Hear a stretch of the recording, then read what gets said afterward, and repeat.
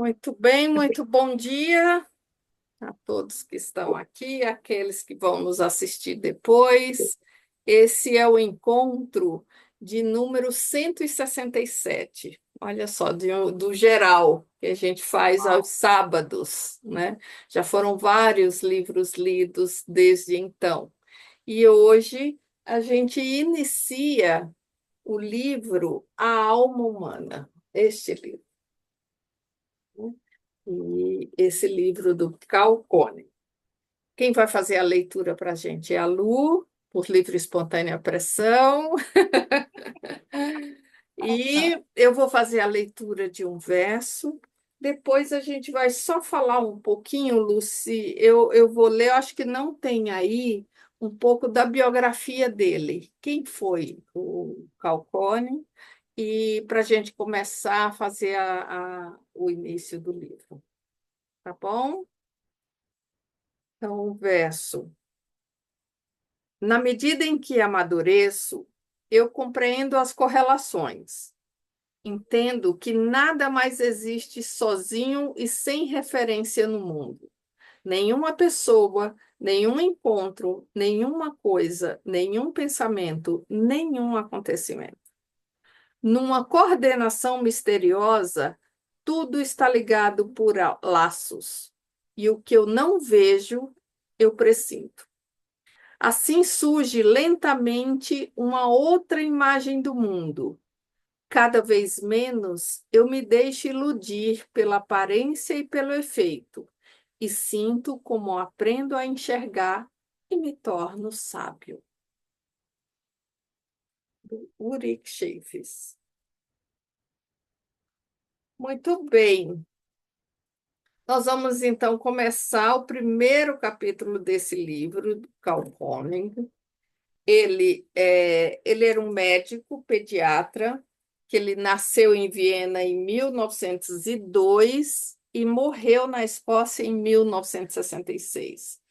Então, ele foi convidado pela Ita Wegman, ele se formou em medicina com 25 anos, e foi convidado pela Ita Wegman, que é a médica antroposófica, aí na clínica em que ela tinha, em Arlenheim, e ele trabalhava com crianças especiais lá.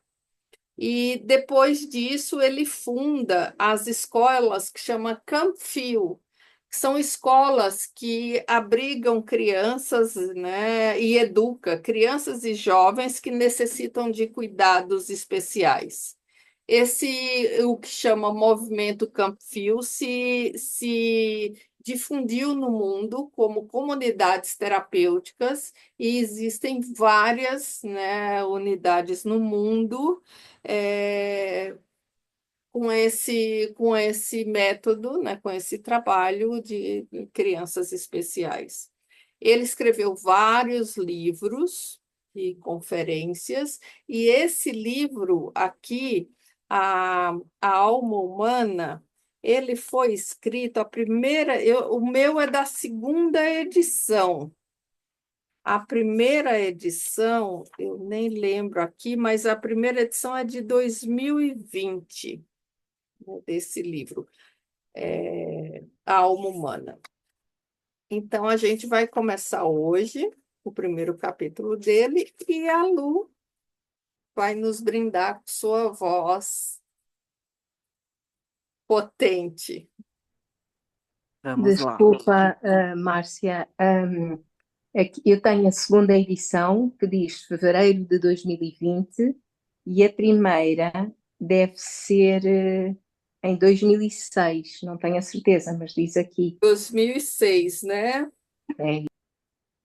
É, Deve ser de 2006 mesmo. Isso. Eu não tenho ele, mas ele foi escrito, olha, nos anos de 1960, pouco antes dele falecer. Então, a gente vai olhar também isso dentro de um contexto ou em como que era a psicologia naquela época, né, dos anos de 1960 e o que estava acontecendo naquela época. Então, vamos lá, Lu? Vamos. é 1.1, a psicologia moderna e a alma humana.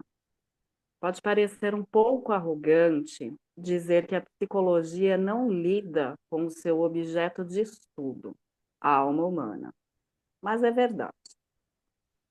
Por um lado, a psicologia lida com a consciência humana e, por outro lado, tenta penetrar o vasto domínio do inconsciente. Mas a própria alma, a verdadeira essência do homem, é deixada de fora. Será que é possível descrever realmente a diferença entre a consciência e a alma, entre alma e inconsciente? Afinal, estamos autorizados a falar em termos científicos sobre a alma humana? Em geral, essa palavra e o significado que ela contém são usados somente por teólogos e poetas. Seu valor na linguagem científica atual é quase nulo, e até menos que nulo, porque a utilizam,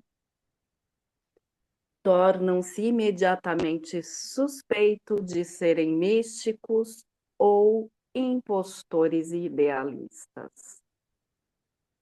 Mesmo quando tentamos entender o significado de uma expressão como de corpo e alma, ou qualquer outra na qual a palavra alma apareça, experimentamos algo inteiramente diferente do que entendemos por consciência. Quando lemos no Evangelho de que valeria um homem se ele conquistasse o mundo inteiro e perdesse sua alma, sabemos que a última palavra não pode ser substituída por consciência, pois é com a ajuda da consciência que somos capazes de conquistar o mundo, não com a ajuda da alma. Então, consciência e alma são opostas? Não são.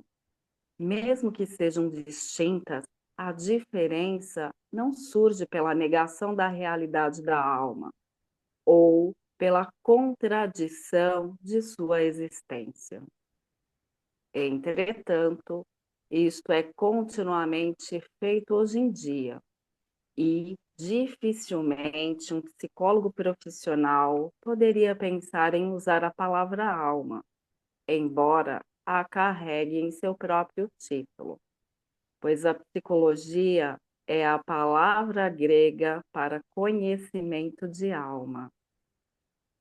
McDougall, por exemplo, é forçado a esquivar-se da questão quando tenta definir os limites da psicologia e diz: o objetivo da psicologia é desenvolver a maior exatidão e sistematização possíveis no conhecimento da natureza humana.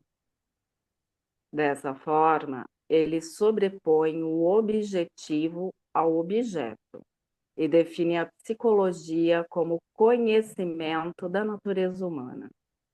Mas este é também o objeto da anatomia, da fisiologia, da psiquiatria, da antropologia e de outros ramos da filosofia natural e das ciências humanas.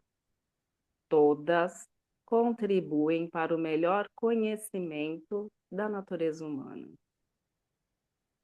A psicologia moderna, incapaz de reconhecer a alma humana, mas igualmente incapaz de negar seus efeitos, a substitui por outras palavras.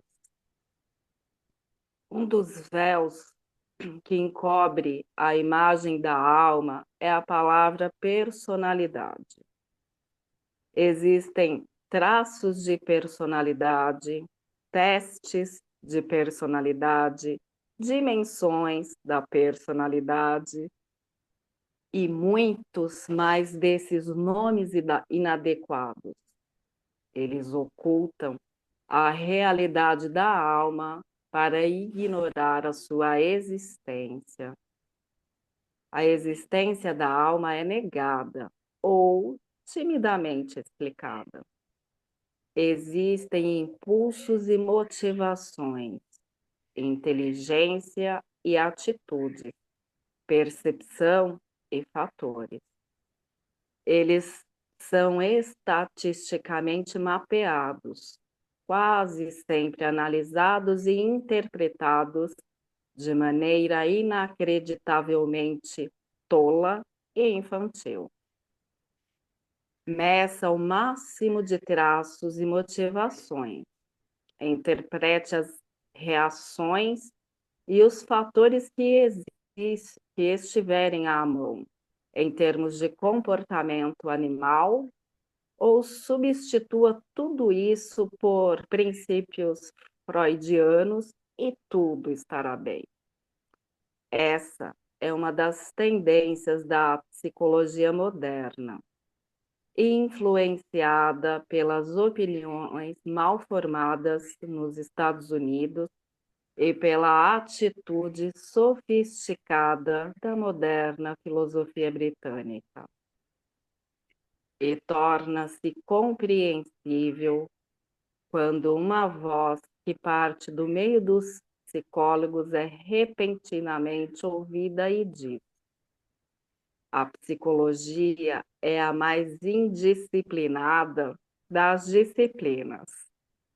A criação é a base exagerada de toda extravagância. Uma torre de Babel para toda linguagem conhecida e desconhecida. Um cofre para moedas falsificadas e espúrias. Um mercado para todos os vendedores ambulantes de teorias rebuscadas e improváveis.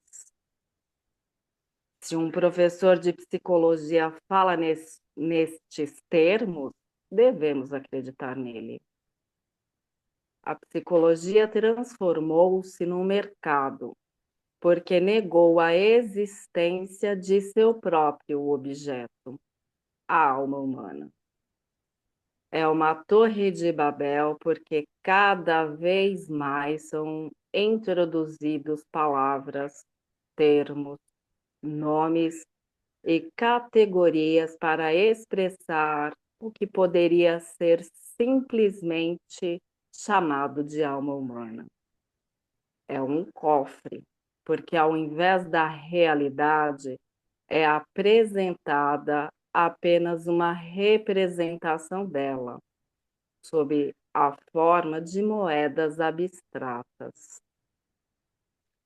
Sendo assim, não seria melhor deixar os limites das investigações psicológicas modernas para trás e tentar penetrar o domínio desconhecido da alma humana? Será possível percurrar seu caminho longe o bastante para que uma primeira luz, ainda que pálida, surja? Dá uma paradinha. Uhum. Como que vocês veem? O que chama a atenção? Fiquei É imaginando, uma. Desculpa, Lina. eu fiquei imaginando os estudantes de psicologia lendo isso aqui, falando, poxa, eu estou fazendo uma faculdade difícil, lendo um monte de artigos e tal, tendo que resumir, e ele fala uma coisa dessa. Uhum. Diga, Lu. Você, como psicóloga, e trazendo para a sua vivência, para as suas práticas, e vendo cada vez o aumento dessa procura por psicologia, como é que você sente e traduz isso para a gente? A gente traduz isso que está. Para a gente, do que está no livro, para a tua própria Tá. prática. Então, a gente pode começar um pouco a olhar desse cenário que era a psicologia dos anos 60, né? Como ele traz. Então, tinha praticamente o behaviorismo, que ele chama, que era uma linha centrada no comportamento, a psicanálise, mas foi um ano em que foi incorporado várias outras. Começou a aparecer uma psicologia mais humanista, o Carl Jung começa a falar de espírito, de outras questões. Então, houve muitas transformações e contestações nessa fase, nessa época. E aí a gente vai também olhar que os conceitos que ele apresenta aqui está conectado sempre a uma psicologia antroposófica, né? Algumas coisas dadas pelo Steiner. Então, aí ele começa a trazer assim a psicologia que na sua palavra ela está escrito alma, né? Então, a psicologia, o nome psi vem de psique, que é uma palavra grega que quer dizer alma. Olha que interessante. E logia, estudo, então, se a gente pegar na palavra, estudo da alma. Seria assim, esse lugar. Mas a psicologia não estudava a alma. Essa psique estava conectada à mente, estudo da mente, né? Não da alma. Não se falava em alma desde da minha. Eu me formei em 86, 1980, lá se vão mais de 30 anos nessa formação. Eu tinha 26 anos, 27 anos quando eu me formei. E tinha assim, era ensinado a psicanálise e algumas outras linhas, mas nada que tivesse muito fora de outras linhas. Basicamente era isso. Então, e não se falava realmente, a palavra alma estava conectada muito com a questão espiritual. Então, não se podia abordar isso, não se podia falar isso. E aí eu comecei, quando eu fui reler esse livro, né? E aí, quando a gente está aqui à frente, tem uma responsabilidade maior de olhar para isso, e aí eu fui me aprofundar um pouco como é que foi se apartando tanto, né, da origem dele, né, da psicologia, que é esse estudo dessa alma. E aí foi se trazendo um pouco dessa idade moderna, onde foi tendo o avanço do conhecimento científico. Foi nesse lugar desse avanço do conhecimento científico que essa noção de alma começa a ser desvinculada, porque estava ligado muito mais à questão metafísica e espiritual, e aí foi se concentrando a psicologia, veja, na mente, nos processos mentais e naquele comportamento que eu podia observar. Tudo que eu podia observar era o científico, mas a gente trata de coisas que também não dá para ser científico ali, ou no sentido de observável, né? Como...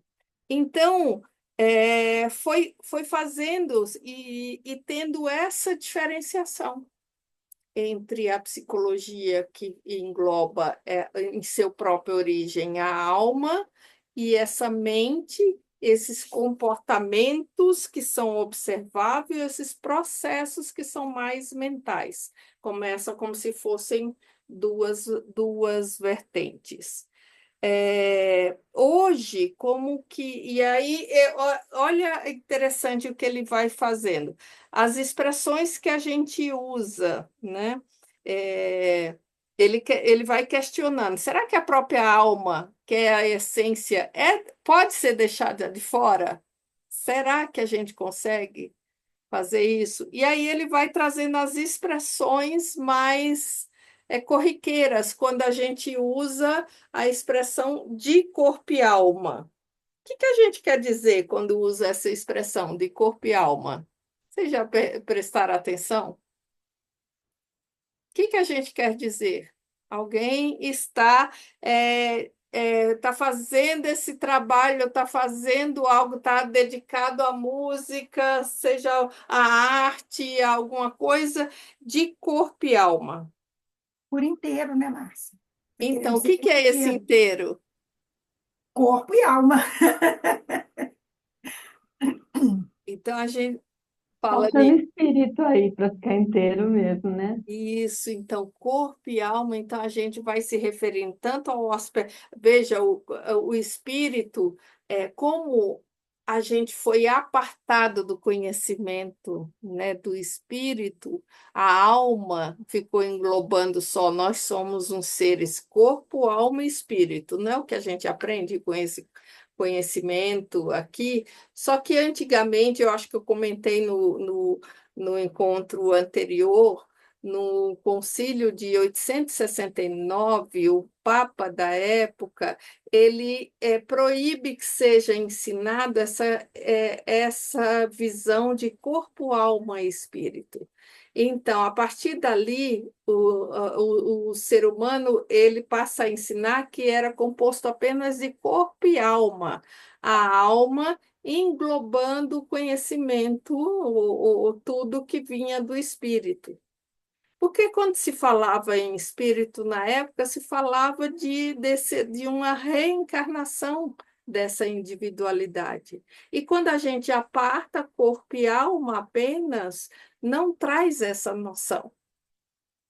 Então, desde ali, esse conhecimento fica apartado do ser humano. E a gente sempre busca. Oi. Deu um apagão agora para mim. E a gente sempre busca esse algo mais, né, nesse lugar. E quando fala ó, de corpo e alma, fala desse aspecto emocional e espiritual. A alma englobando novamente aqui esse aspecto que foi apartado desde lá, desde antigo, nesse processo. Então, aí ele vai fazendo muito crítica, né, à psicologia aqui, essa psicologia moderna que é incapaz de reconhecer a alma, que nega a alma. Naquela época em que estava acontecendo isso, sim, isso estava muito em evidência, era uma época de muitas transformações, né, de um conhecimento, de muitas práticas sendo apresentadas, né, para as pessoas dentro da psicologia, a psicanálise sendo desafiada, né, muito nos seus na sua parte, né, de conhecimento. E aí a psicologia começou a olhar mais para outras questões, como as questões sociais, culturais, que tinha a ver com as mudanças da época. Então, surgiu a psicologia organizacional, a psicologia social, a psicologia educacional. Então, começou a olhar várias outras vertentes dessa área. E hoje, ainda hoje, a gente olhar essa psicologia, ela ainda pouco a gente fala, a gente, quando vai falar da palavra alma, muitos ainda a gente tem quase como explicar. Não, olha, a alma, eu estou falando dessa parte espiritual, é quase que era quase como um tabu, sabe, falar dessa parte espiritual. Tinha que se conectar muito com esse lugar científico. Então, no meio acadêmico, então, inexistia isso. Hoje já existe estudos sobre a espiritualidade na USP, tem uma parte que se fala de trabalhos e de pessoas que fazem muitos estudos, né, sobre a espiritualidade. Hoje já estão mudando, né? Mas não dá para negar que a psicologia trata, né, dessas questões muito profundas da existência humana. E é o que ele vai aprofundar aqui nesse livro, quando ele começa a tratar, como no segundo, consciência e alma, nesse sentido. Faz sentido? E um outro pensamento que me vem, Má, é que quanto mais a gente tenta dividir, mais a gente se perde dessa essência. O que você trouxe fez muito sentido e, e acho que essa tentativa através das leituras das consciências, é justamente esse resgate que almejamos. Obrigada. Bem. Vamos dar mais um passo, então. Vamos lá. 1.2, consciência e alma. Pode parecer infrutífero tentar descrever o significado da palavra alma. Ela se refere a algo que sabemos existir em algum lugar nas profundezas de nosso ser, mesmo que sua existência seja continuamente negada ou propositalmente velada. Definir a palavra alma é tão difícil quanto definir a palavra consciência. Já mencionamos a diferença entre esses dois conceitos e devemos agora tentar perguntar à própria compreensão interior o que queremos expressar ao dizer consciência e o que sentimos quando dizemos alma. Se fizermos da linguagem o nosso professor, descobriremos uma grande variedade de conceitos encobertos pela palavra consciência. Eu posso mudar de ideia, posso seguir minha opinião, posso tomar minha decisão e então decidir dirigir-me a alguma coisa. A todo momento, a palavra consciência expressa o fator principal da vida consciente. Essa consciência que sigo, que coloco em direção a algo, que repentinamente descobre uma coisa e é transformada por ela, irradia como uma luz. Não será ela uma espécie de luz que brilha numa região obscura, inatingível de mim mesmo? Contudo, há outro significado para essa palavra. Se tenho em mente, ou se eu me recordo, ou se estou consciente de algo, significa que eu me lembro, ou ainda melhor, que recupero o que de outra forma teria desaparecido no vasto reino inconsciente de minhas lembranças. Aqui, consciência novamente significa trazer algo para a luz e evitar que seja esquecido. As próximas sentenças expressam outro conceito em relação à mesma palavra.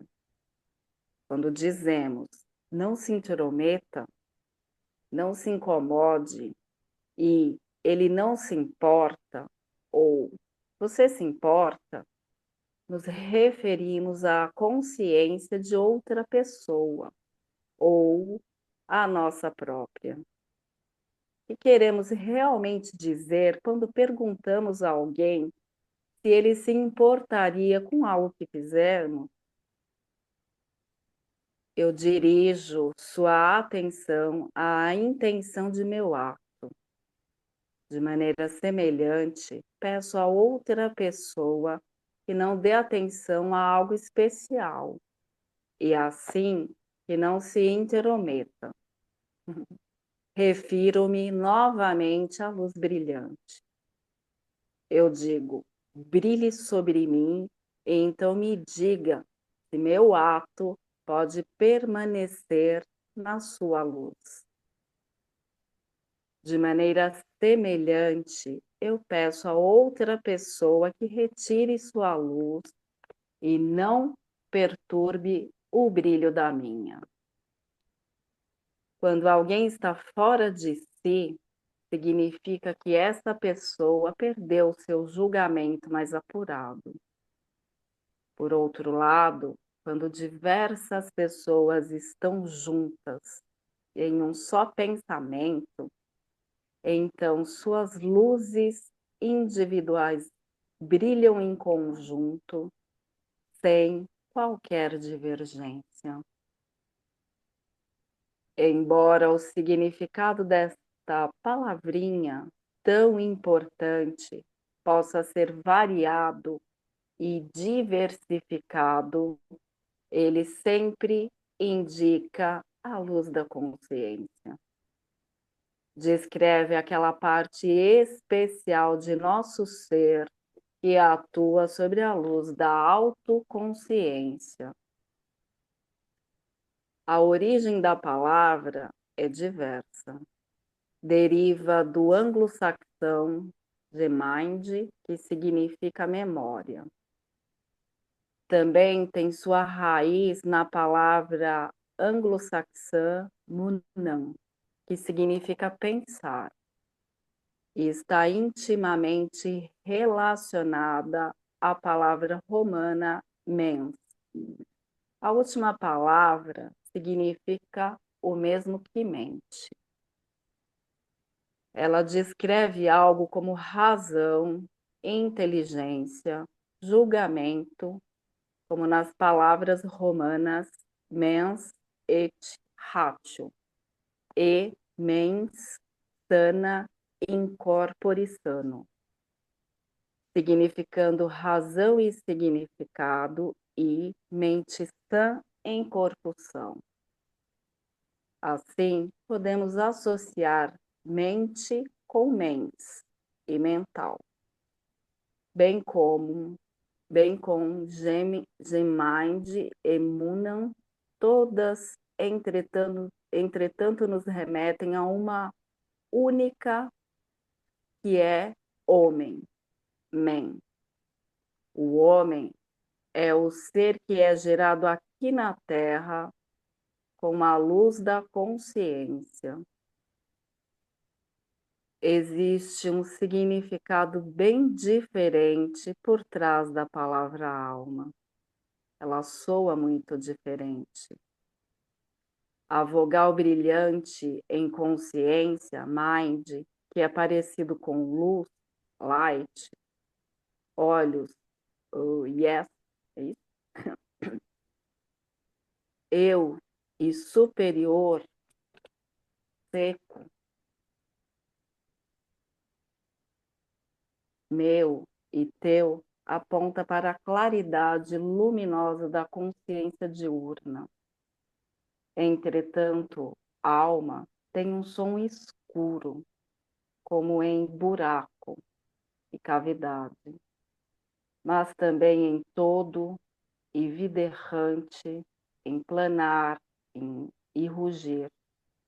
E alma e som são palavras intimamente relacionadas. Esta palavra é idêntica à palavra anglo-saxã saue e à alemã ciele, Nossa, tá gastando aqui todas as línguas do universo, hein?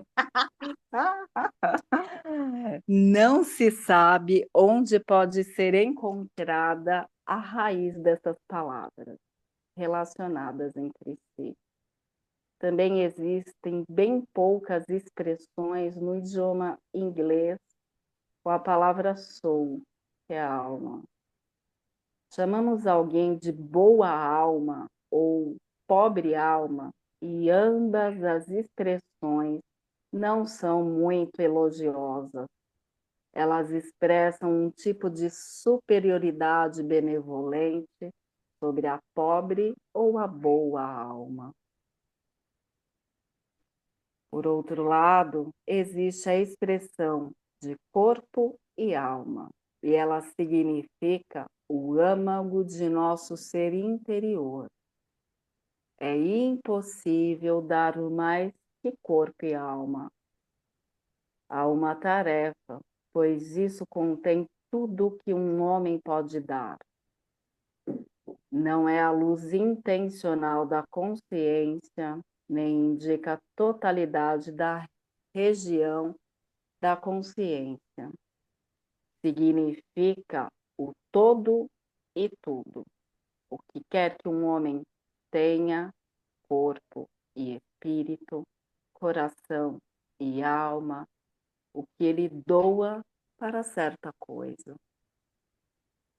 De maneira semelhante, quando somos instados a confessar com alma e consciência, não estamos só querendo dizer a verdade, mas muito mais que isso. Significa sustentar toda a nossa vida através de uma declaração.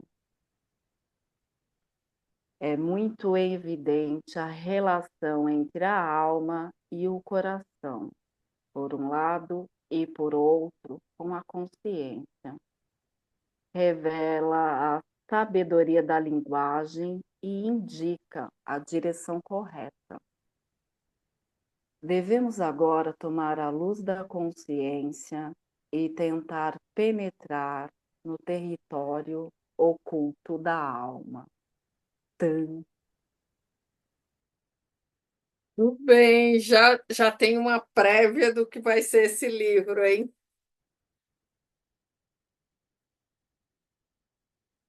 Como sentem, como vocês ouvem esses conceitos, consciência, luz que brilha, alma, né, esse superior.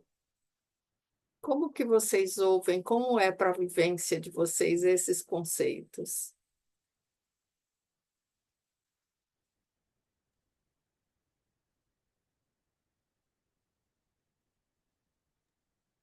Márcia, eu achei muito interessante, principalmente essa coisa de que a consciência é o que está claro, exposto, e a alma é o que está dentro, oculto. Eu nunca tinha pensado nisso e achei muito interessante. Achei muito interessante também, como esse livro deve ter sido escrito em inglês, a Uhum. dificuldade que é a gente entender aquelas expressões dele, porque Expressões. você vê que eles têm um monte de expressões que usam a palavra mind, que para Aham. eles é consciência. A gente não tem, Ligada à mente, veja. é, Quando entendeu? fala. A Sim, gente não tem essas expressões. A gente tem, mas com outras palavras, não sim. sempre com as mesmas. Então a gente percebe que eles não, essas expressões deles sempre são com a palavra mind. Para nós são com várias palavras diferentes. Tanto é que a Lu ficou aí, teve que ler uma coisa e outra, uma coisa e outra, uma coisa e outra, para a gente entender o que ele estava falando. Muito interessante. Eu acho que esse livro vai ser, olha, bom demais. Mas tem que ficar ligado, né, Márcia? Porque é Bem, muito sutil, né? bem. Ele vai trazendo muito essa consciência dessa percepção da mente, né, É, e do cérebro e do corpo, é. e da alma de questões mais profundas, né, que ele está no escuro, mais espiritualizadas. Isso aí. Então, como é que une os processos da mente? Quando a gente olha a definição da neurociência, de outras, eles sempre vão estar ligando isso, a consciência, a esses aspectos da mente, né? E a alma, né? Nesse mais profundo do ser. Então, essa conversa vai começar, né, agora com isso. Quando você diz, né, tem as expressões, né, que a Lu penou aí para ler. Quando a gente fala a nível aqui do Brasil, quando a gente fala de consciência, quais são as expressões que a gente usa? Se vocês veem, tem um pouco essa origem, né? Toma consciência disso. Eu acho que a gente fala muito no sentido assim de conhecimento, de coisa mais externa, de coisa mais ligada à inteligência, à A mente. mente, É, isso. Eu pensei aqui no termo que a gente fala, Márcia, feci-luz, que a gente trouxe para a consciência.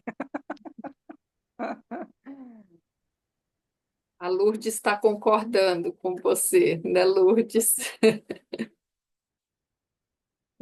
Então, muito ligado um pouco ao que ele diz, essa luz mesmo. A gente tem até algumas representações, né, que fala da consciência como uma luzinha. Às vezes, alguns desenhos, algumas coisas traz isso. E sempre ligado ao cérebro e a luzinha aqui, né?